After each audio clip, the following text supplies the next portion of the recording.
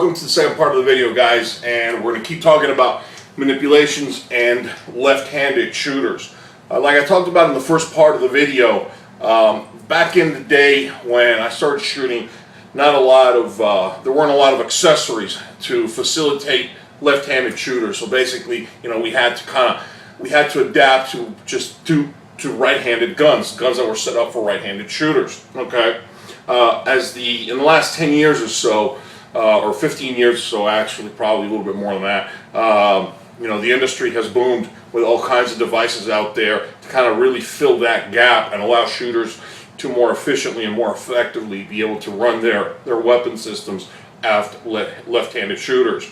Now some guns are just being actually designed with these features, but if you happen to have a weapon system that is still set up for right-handed shooters, there's all kinds of stuff out there that will allow you to change some features and let you run the system a little bit better.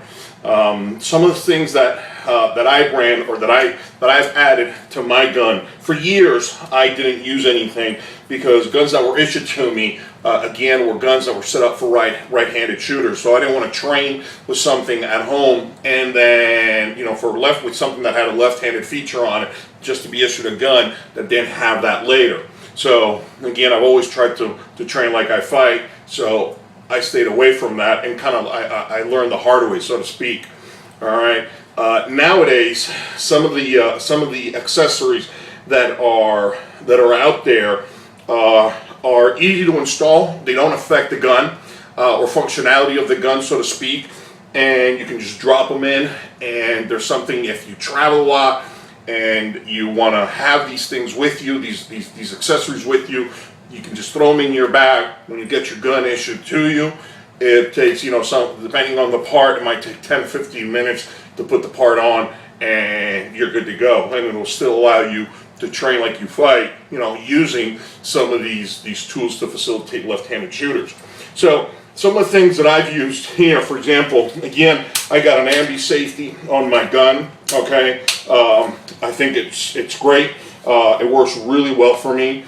Be advised that the AMB Safeties that are out there, depending on the gun, this is a semi-auto system, but the AMB Safeties that I've seen in the past, the ones for full auto, and I'm not sure about 3-round burst, but I know for full auto and semi-automatic guns is different. So if you're running a full auto system for work or whatever, and you want to put an AMB Safety on it, make sure it's designed for a full auto system. Okay, the way that the center part, okay, the one that actually the center part of the safety that's inside the gun is actually machined differently for full auto. And again, I'm not quite certain about 3-round burst, but I would think it's probably the same thing.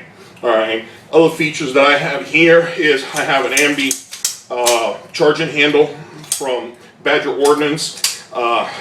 Greatest piece of gear. If there's one thing that I could pick to have on my gun, it would probably be my charging handle. Okay, the charging handle allows me to manipulate this gun with my hand, with my strong hand on fire control, and it can stay on fire control, and I can clear malfunctions. I can do all kinds of things, thanks to the addition of this AMB Charging Handle.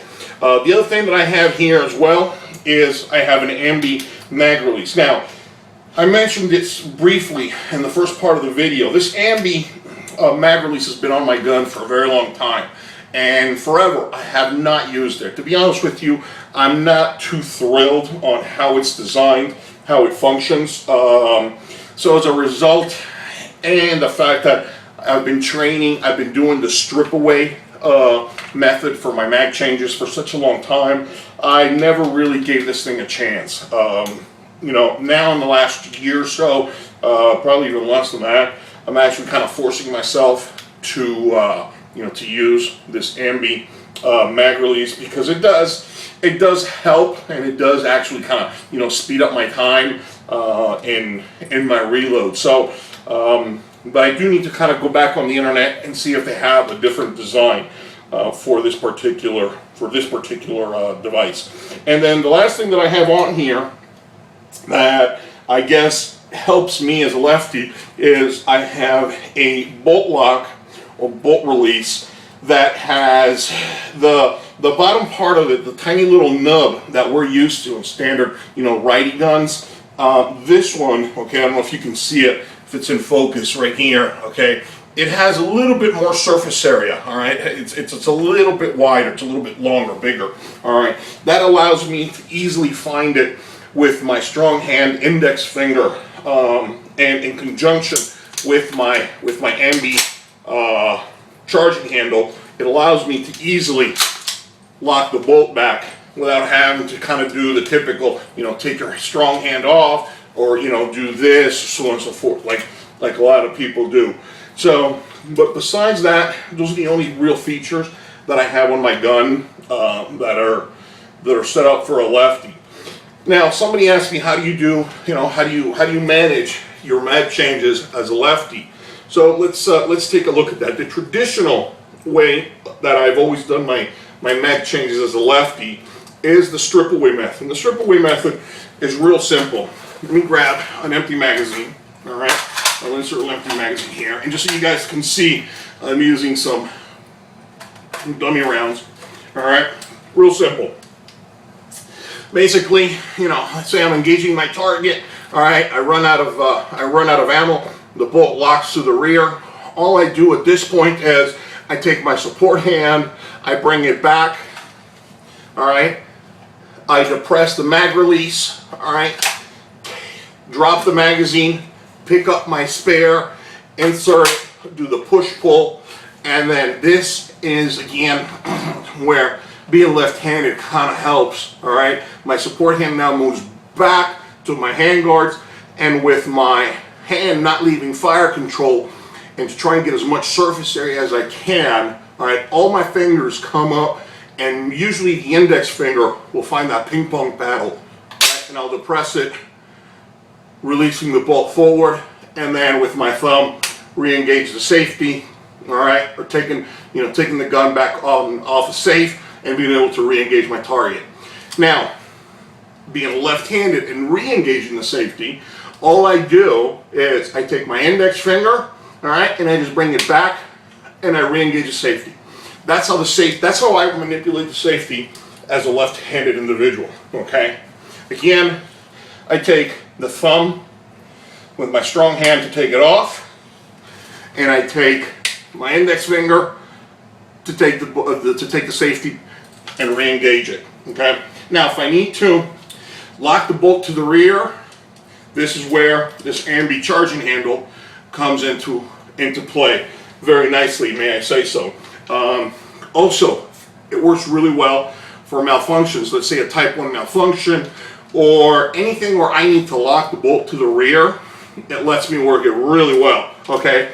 I'm in my firing position, I'm engaging my target, I have any sort of an issue, I can either, let's say I have a failure to fire, all right, I tap and rack, that's it, okay, and I can re-engage. Hopefully that takes care of the issue, all right. For whatever reason, I have a double feed and I need to go ahead and lock the bolt to the rear, okay, again, put the gun on safe if I can, if the gun will go on safe, all right, and all I do is, again, with my index finger, I find that, that additional real estate on the bolt lock. I'll press down on it, all right, and that will actually see, I don't know if you guys can see, locking the bolt to the rear, allowing me to just kind of strip the magazine, clear whatever I need to clear, okay, locking it back up again, grabbing another spare magazine, inserting it, running the gun, releasing the bolt forward, and re-engaging the target, okay.